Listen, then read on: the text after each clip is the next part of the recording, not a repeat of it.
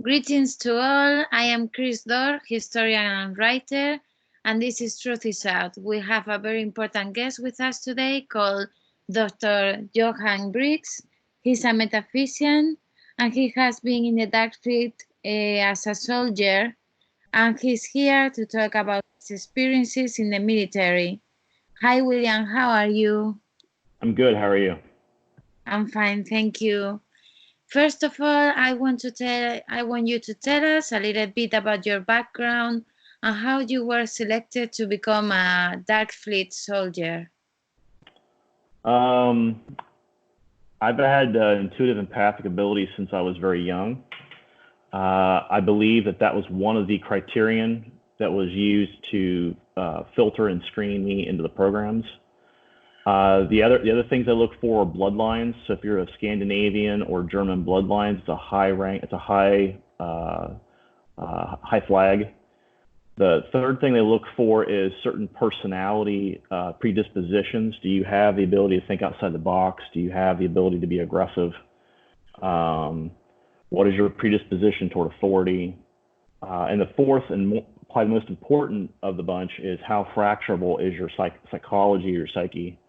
Many people that are in the programs talk about this, but it doesn't. I don't think it's talked about enough. And I ranked pretty high on most of those. So. How did you start as a soldier? I mean, what was the history behind it?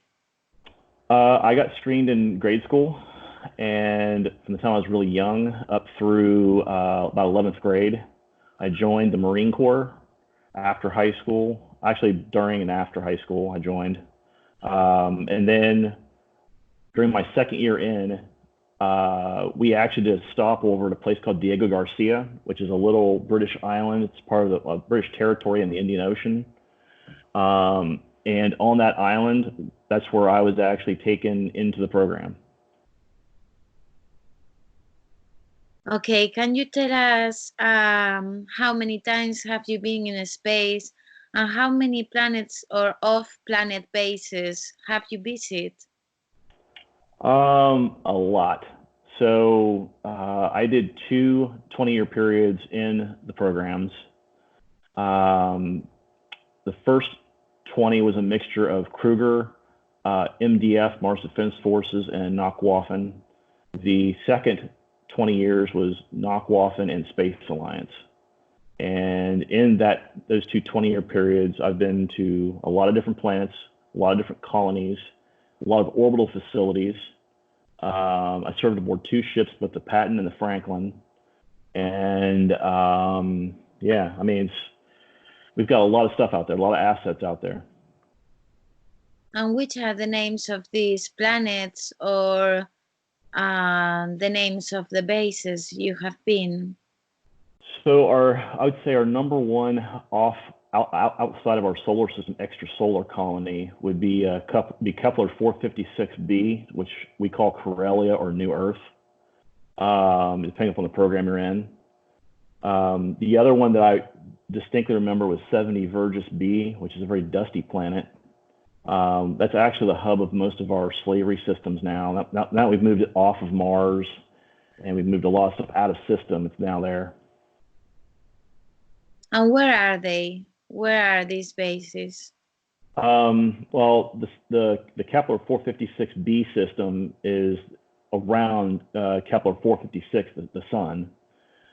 70 Virgis b is within the, if you look in the constellation, I guess it would be Virgo, the constellation of Virgo. It's within that constellation if you look in the night sky. Pardon me. Yeah, these are the two main bases you have been, but what about the others? Well, we do a lot. What people don't understand sometimes with Nachwaffen, part of the thing that we do is we're actually doing a lot of military and enforcement policy stuff. So we're kind of like the space police, quote unquote, sort of. And we also do a lot of mercenary work too. So, for example, we've done a lot of co-missions with the Draco. We would go to some of their planets when authorized. We would do a lot of military backup missions. For example, if we have a colony that gets getting taken over, or potentially getting overrun. They would send people like me in to go help to deal with that. So it depends on, there's a lot of examples of that. Okay. I also want you to tell us a little bit about the ships you used to travel with. Sure. The first ship I served on was the USS Franklin. Got to get it right. And the USS Patton was the very first ship I served on. The Franklin was the second ship. The Patton, I started off, I was brought in as a security officer and as an assault officer. Then I got promoted to what they call MIO, which is military intelligence officer. The third job I had, there was XO. And as XO, my job was to make sure that for any mission we executed, we had enough resources, we had enough people, we had enough weaponry, everything we needed on the ship to make sure that ship and that mission executed correctly.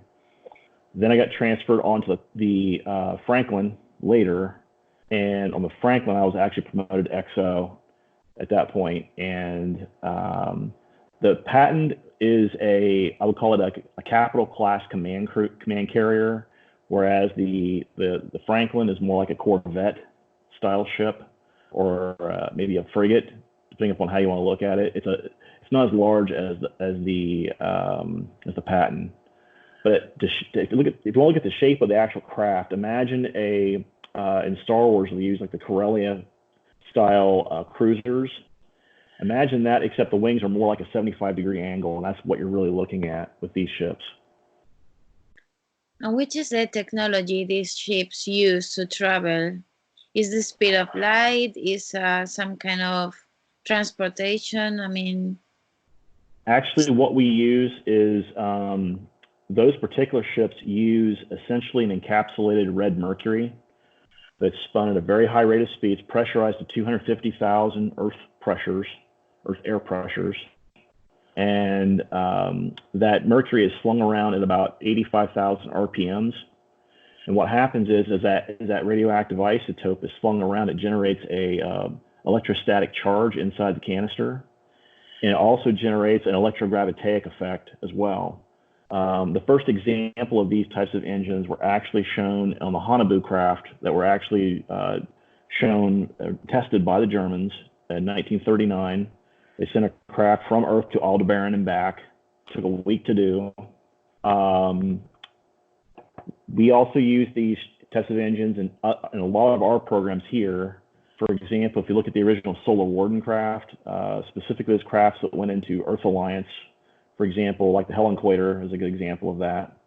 And of course, there's other programs too, like the craft that we use. Almost all of our crafts use that type of magnetic propulsion. Essentially, the way it works is if you're looking at the craft itself, you feel the ship kind of dip like this to go forward. And what's doing is out in front of the ship, you're actually creating this gravitaic dip, and it's pulling the ship toward that gravitaic dip, would be a good way to explain it, I guess. For most people that are not comfortable with that type of gravity effect, it does make them feel kind of awkward at first. So there is that happens. Okay, and during your time as a dark field soldier, which species you encounter, and which are the main special features they have? Okay, so obviously the number one species that we got, there's I'd say a group of 5 or 6 species that we were initially introduced to, and then we were introduced to others beyond that once we got into fleet. The first was obviously the Draco. We were told that we would be interfacing with this particular species. Their main system is in Thuban, around the star Thuban. Second species would be the Zeta Reticulans. They inhabit quite a few different stars now, but they originated in the Zeta Reticulan system. The third group would be the people we call the Nordics. The Nordics are essentially what's left of the Lyrans after they were crushed by the Draco when they tried to rebel and tried to fight against them in the 2 billion year long war. This is kind of talked about in the book series, The Tears of Lyra, if you've ever read that book series. And then I would say the next group would be the tall whites, which are kind of like, there's another name they use for them too, it's called the Indigirk, but that's what the Russians would call them, the Russian programs. But that they actually facilitate a lot of the scientific endeavors when it comes to other species working with us on medical and genetic manipulation. And then, of course, you have the mantids that step in as well. Okay, and what about the others you encounter after them? So once deployed fleet-wise, we interface with a lot of different. Like part of our duty was to go with ambassadors sometimes. I've seen very small, look like small saurians, maybe 4 feet tall. I've seen another group we call the Valkesh, which is essentially a cloned warlike species. They work directly for a group called the Matra. The Matra look very much like the Zeta Reticulans, except they have more of a squared off jaw. And when you look at their physical disposition, that they look very like obviously the gray collar that we talk about with the large eyes. The Valkesh are, I would say that they're about 6 feet tall, maybe 7 feet tall, and their whole species is based around this idea of a death cult. So in order for you to make it in their system, you have to be able to kill, and if you kill other species, you're ranked even higher. They're a gunmetal gray color, yellow eyes with slits in the middle, and they're basically cloned warriors that are used for assault troops. So the last time I actually had to deal with them was on 70 Vergis B. We had an invasion of them there. And do you know anything about the existence of clone centers? Are they used in the military? Cloning centers, is that what you said? Yeah, cloning centers. Yes, yeah. The first example of that, we actually have one that I know of here on Earth. It's in Archuleta Mesa in Dulce, Mexico. A gentleman by the name of Thomas Costello gave some very compelling testimony about that, of which he also presented pictures as well. We use the exact same technology for both Kruger, MDF, and other programs as well, along with what they call regeneration tanks. The cloning technology is used especially for what they call high value assets, and those assets typically there's a known probability that they may not survive the mission. So when you send in, for example, hit squads, you may send in a group of cloned soldiers.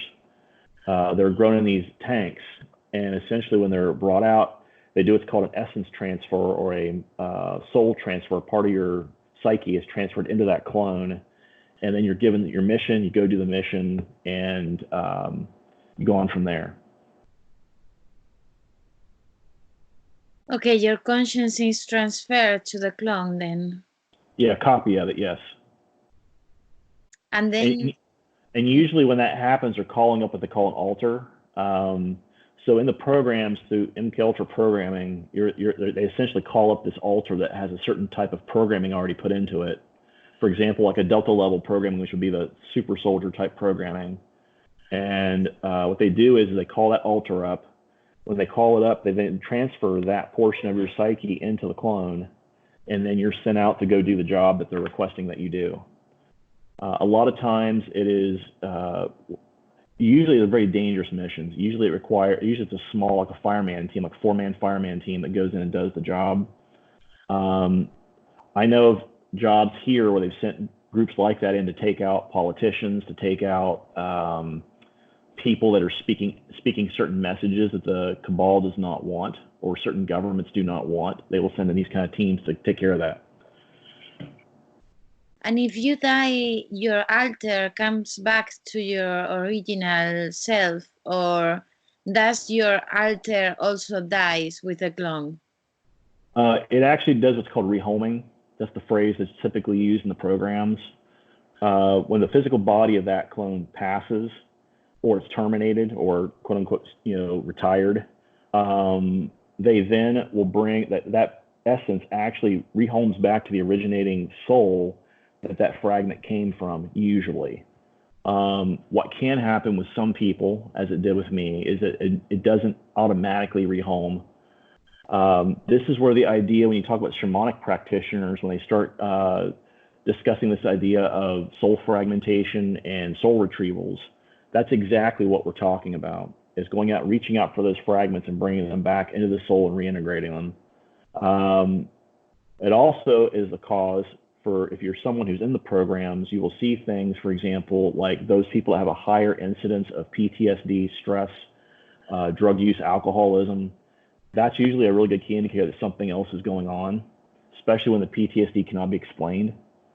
And that's the subconscious trying to tell the conscious mind that, yes, we have something going on and you need to do something about it. And in my case, I went and sought a counselor who practiced post-hypnotic regression. And I was with her for a year and a half. And it took me that year and a half to kind of work through a lot of that stuff. And it was every session, twice a week, we were doing these regression sessions. And I'd say over half of them had to do with the programs, more than not. And the other half was either past life stuff or current life trauma. Did you have these different alters then? Yeah, and that's where the name Johan Fritz comes from. Is he was one of the alter IDs that I was given in both Kruger and MDF. It took you a long time to recover from that fragmentation. I even after going through the post-hypnotic regression stuff, I didn't recall most of it until I started reading back. She actually gave me a copy of the notes, and she said, you need to go through this at some point because it's important. And I actually put them in a box and didn't touch them for a while.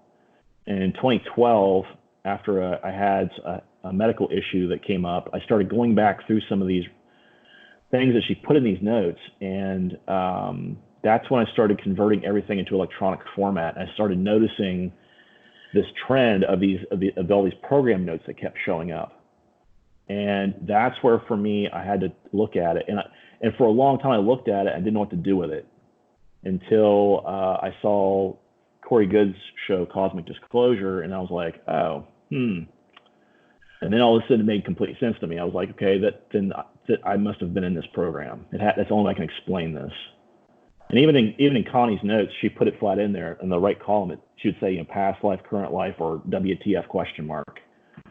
So, and the third group was primarily the group that had all these program notes in it. And why did you finish in the program? Do you remember? Why did I finish, or when did I finish? Why? I was basically retired. Why and when also? You were Yeah, I was retired, and essentially what happened was I had some run-ins with my command because of some of my stances on certain subjects, and it's common to see people in the command structure get retired if command cannot get them to comply with certain ideas. And in my case, I was basically asked to come back to Corellia. We took a gate back to the moon, what they call it, what some people are calling the Lunar Operations Command Center. While I was there, essentially, as soon as I came out through the gate, I was grabbed by two guards and brought into a room, and they medically retired me out of the system. They put me through the regression sessions. They physically regressed me back to my earlier age and genetically regressed me back. Then they went through and they mentally wiped me, blank slated me, and I was dumped back on Diego Garcia through what they call an Operation Hourglass time dilation portal, which put me in at about 10 to 15 minutes past my extraction time when I left the island. When I showed up in the room, there was a CIA asset who had brought us there, who was waiting on us, and I was the only guy that came back, at least alive anyhow. And he had me get dressed, and I went back to our aircraft, and I sat down, and that was that. So. Did you come back in time? I mean, They didn't make you time travel to your original self. That's the Operation Hourglass insertion. So essentially, what happens is Operation Hourglass. Essentially, you can actually peer in through this time dilation portal. You can peer in when the operator's in the chair.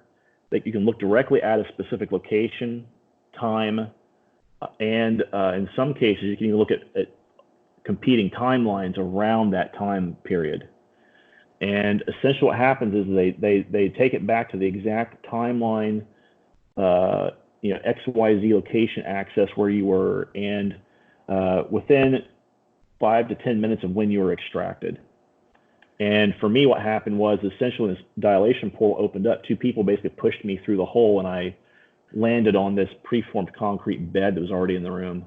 And when the CIA asset heard me hit the bed, he came in, he kicked my foot, asking me why I fell asleep. That was his cover story. He's like, "Why'd you fall asleep for?"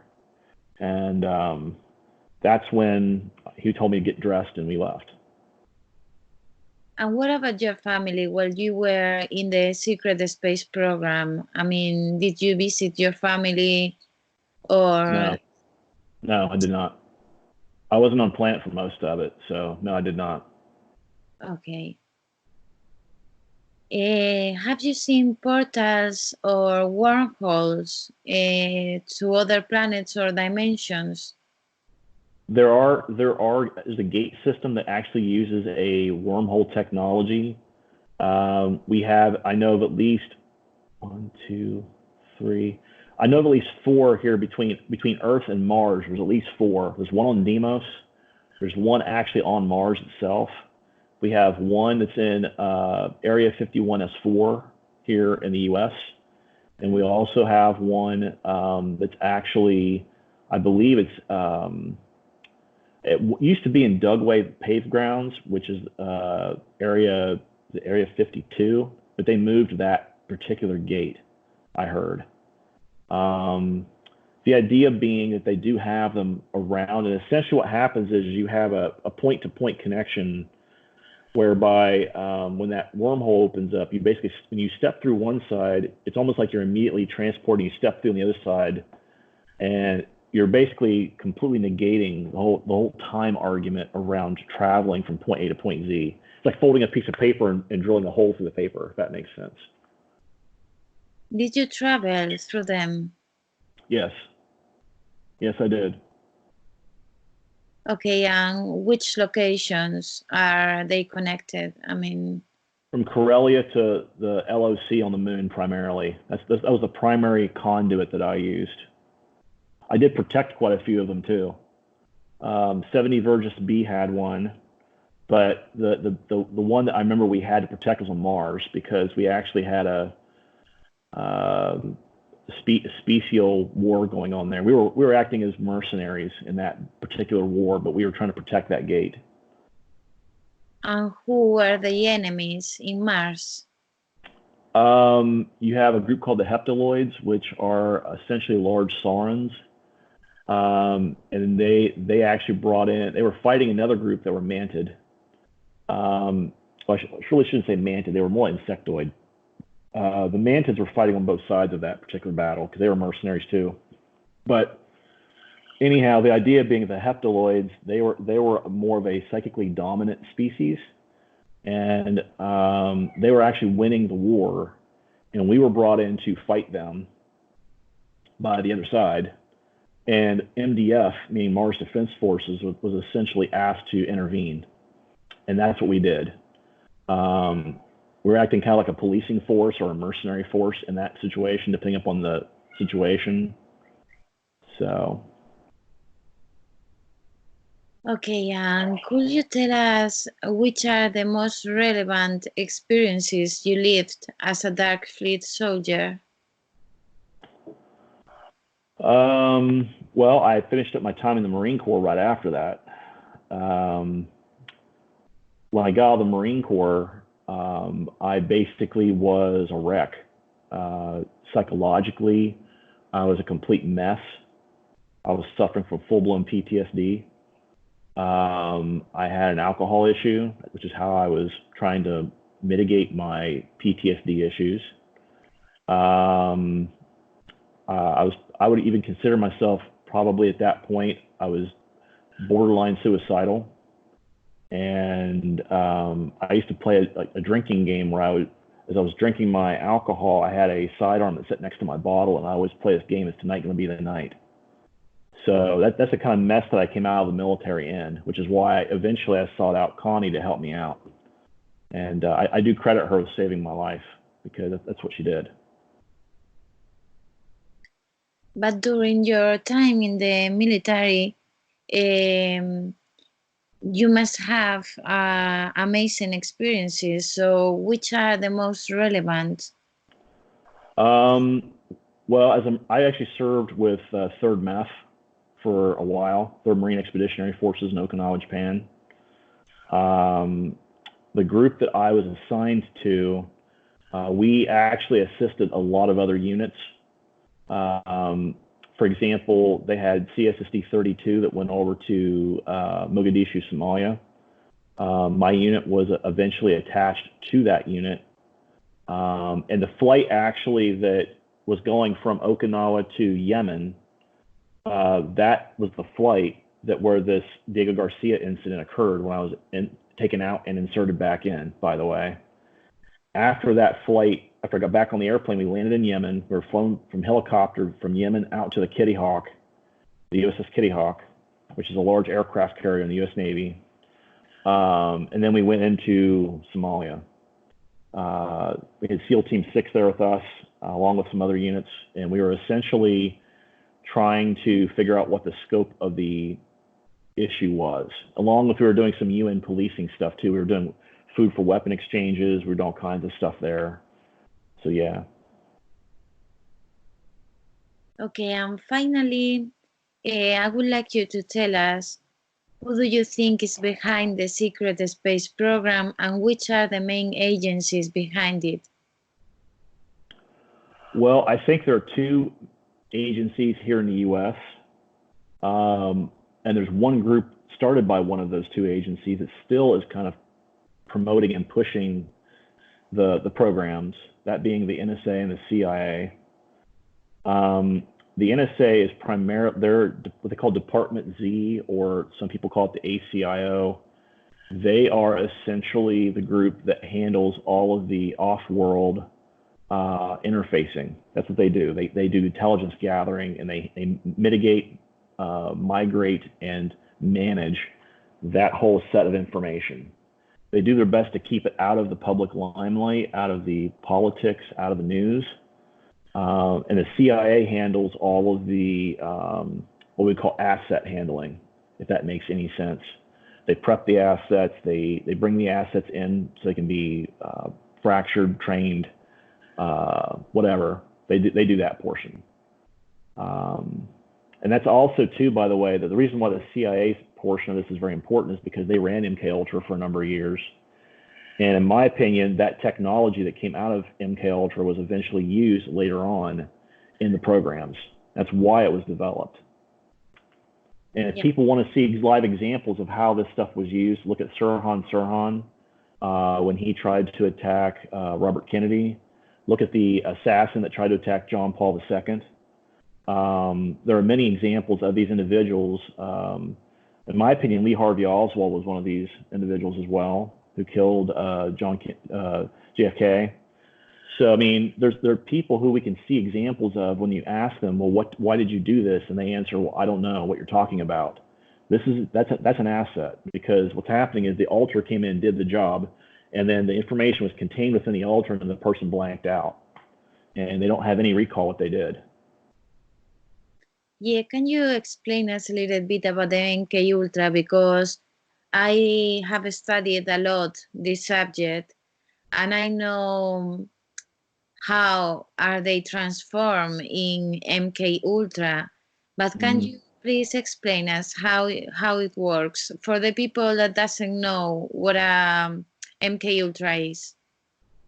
So basically the way it works is if you are someone who is considered to be someone who's going to become an asset, basically, right? what they do is they will they'll first tag you. They'll psychologically tag you as being a potential asset. At some point, you're brought into the programs, usually by a handler, and you're screened. And what that screener does is his job is to figure out whether or not you as an individual have the ability to sorry, I'm pulling up some information here so I can make sure I'm telling you correctly. Part of what's going on is they initially do what's called alpha level MK Ultra programming. That's the very first step that anybody in the program, anyone who's going through that kind of programming goes through. What alpha level programming essentially creates what they call the fractured mindset, the alters. There's a gentleman, I believe his name was Fritz, who basically talked about this idea that within the human mind, especially when it's very, very young, you'll have a 13 by 13 by 13 square frame is what they call the psyche. That's how many maximum potential alters you can have, which comes up something a little over 2,000 alters. As the human mind gets older and neuroplasticity decreases, essentially what happens is the total availability of brain mass and chemistry there to create the alters drastically decreases. By the time someone's in their 20s, like when I came in, all of a sudden you have about a little over 20% of that number left. And as you start getting older and older, that number goes drastically down, which is why you'll notice that within the programs, when most people talk about being in the programs, they're usually in that late teens through early 30s window in age. Because beyond that, they have to shut the alter down to actually contain anything, so it doesn't create what's called memory leakage. And they do that for containment purposes. The next step is called beta level programming. This is where you see a lot of individuals in Hollywood and in the music industry, especially singers, actors, actresses, people that essentially use their sexuality to entice others to watch what they do and how they do and what they do. And many times these individuals don't even know they're being programmed or handled.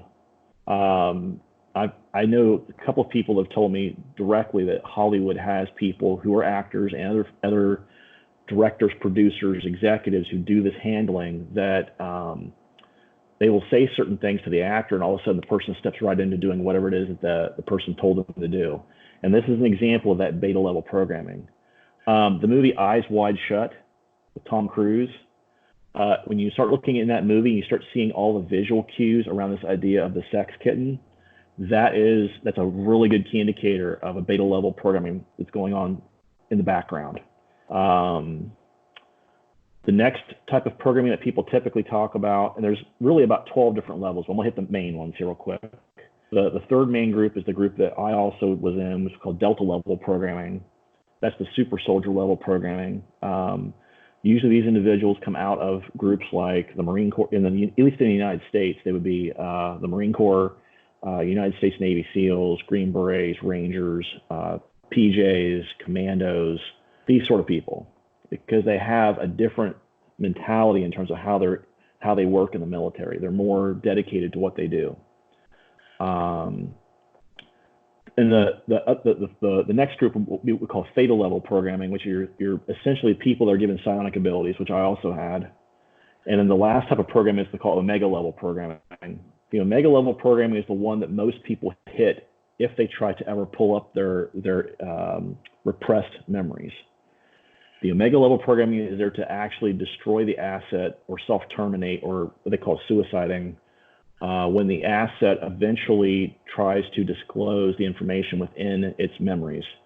That happened to me during 3 different sessions, and Connie had to remove the omega level programming 3 separate times with me, because it kept popping up when certain areas would show up. And that's probably the roughest, because people don't understand why there's this compulsive need to act out that way when they start talking about their programming, and that's why. And in many cases, if you take certain people that have come out and talked about their programming, that's why it's good for those individuals to seek therapy and counseling, because they can work them through that programming. So.